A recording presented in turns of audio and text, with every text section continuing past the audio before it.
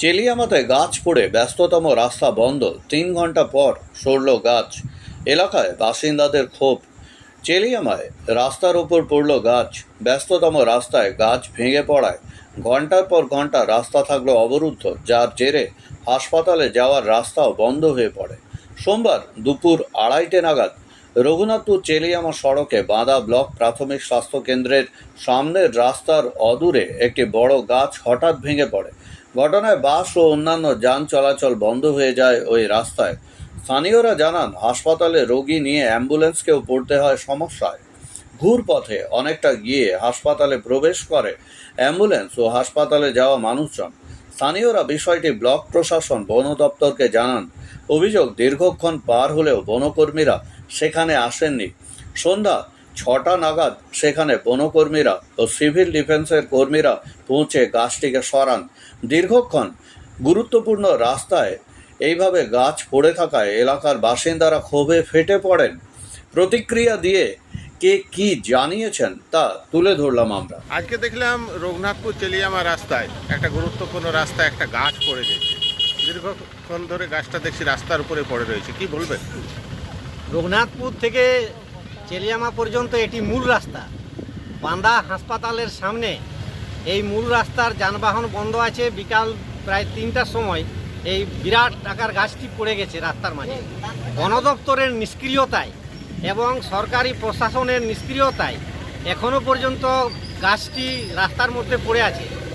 বন দপ্তরকে অনুরোধ করছি, মূল রাস্তার মধ্যে প্রত্যেকটি গাছকে পর্যবেক্ষণ করা মাঝে মধ্যে এবং বিপজ্জনক গাছগুলোকে নির্দিষ্ট সীমায় কেটে ফেলা উচিত। ইলেকট্রিক তার গেছে, সামনে পরিবার আছে, বাস, ট্রাক, লরি, টোটো, টেম্পু যাচ্ছে, এরা বিপদ থেকে বেঁচে গেছে। ন্যাশনালিস্ট কংগ্রেস পার্টি এনসিপির পক্ষ থেকে অনুরোধ করছি বন দপ্তর এবং সরকারি প্রশাসনকে দ্রুত উদ্যোগ নিয়ে কাজটি সমাপ্ত করা। জয় হিন্দ, বন্দে মাতরম। ধন্যবাদ। আপনার নাম? আমার নাম শহীদ আনসারি। আপনার পরিচয়? ন্যাশনালিস্ট কংগ্রেস পার্টি পুরুলিয়া জেলার সভাপতি। একটা গাছের ডাল ভেঙে পড়েছে, এটা কোথায়? এটা চেলিয়ামা রঘুনাথপুর সড়কের মধ্যে পড়ে আছে। আচ্ছা, মেন রাস্তার উপর দেখছি পড়ে গেছে। এটা মোটামুটি 2-2:30 সময় পড়েছে। এখন তো ফরেস্ট দপ্তরকে আমরা জানিয়েছি, ফরেস্ট দপ্তরের কোনো দায়িত্ব জ্ঞান আছে বলে মনে হয় না। সামনে হসপিটাল আছে, অ্যাম্বুলেন্স যাওয়া আসা আছে। আমাদের বাসের, আমি পরিবহন দেখাশোনা করি, আমার বাসগুলো সব ওই ব্যাক সাইড দিয়ে প্যাসেঞ্জার, মানে এই রাস্তা একদম যান চলাচল বন্ধ হয়ে গেছে। 2:30 থেকে মোটামুটি 5:30 যাই। আপনার টাইম দেখুন মোবাইলে, যা টাইম হচ্ছে এখন পর্যন্ত পুরোপুরি বন্ধ আছে। ফরেস্টে জানিয়েছি, ফরেস্ট বলেছে আমাদের লোক গেছে, এখন তো কোনো কাজে হয় না এখানে। এইভাবেই পড়ে আছে, রাস্তাটা বন্ধ। এই দেখুন একটা আমার প্যাসেঞ্জার কেমন হবে, টেম্পু কত বিপজ্জনক অবস্থায় দিয়ে যাওয়া আসা করছে। যদি একটা অ্যাম্বুলেন্স যাওয়া আসা করে তার অবস্থা কী হয় আপনারাই দেখুন, আপনারা জানান। আর তো আমাদের কিছু বলার নেই, আমরা পাবলিক, আমরা কি বলতে পারি।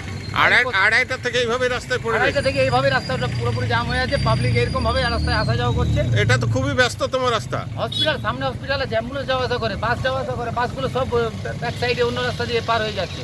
এইভাবেই পড়ে রয়েছে। এইভাবে পড়ে রয়েছে, কোনো ভ্রুক্ষেপ নেই, আমরা জানিয়েছি। আপনার নাম? আমার নাম শ্যামাচন্দ্র, আমি পরিবহন দপ্তর জেলা পরিবহনের সদস্য। কখন পড়েছে? কখন পড়েছে? ও 2:30। 2:30।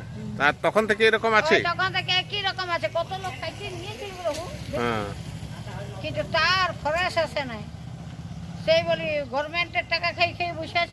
বিবাহ হলো সামাজিক মেলবন্ধন, তবে সুপ্রিম কোর্টের নির্দেশিকা অনুযায়ী বর্তমানে আপনার বিবাহকে আইনি স্বীকৃতি দেওয়া অত্যন্ত আবশ্যক, আর যার জন্য প্রয়োজন ম্যারেজ রেজিস্ট্রেশন।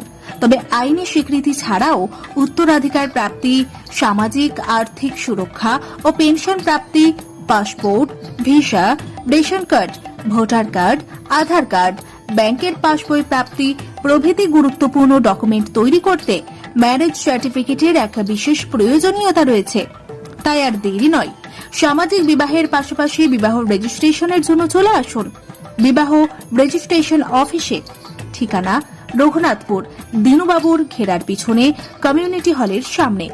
সোম থেকে শুক্র বেলা 11টা থেকে বিকেল 4টে পর্যন্ত ম্যারেজ রেজিস্ট্রেশন করা হয়। যোগাযোগের নম্বর 9635488286, এছাড়াও 700142677721।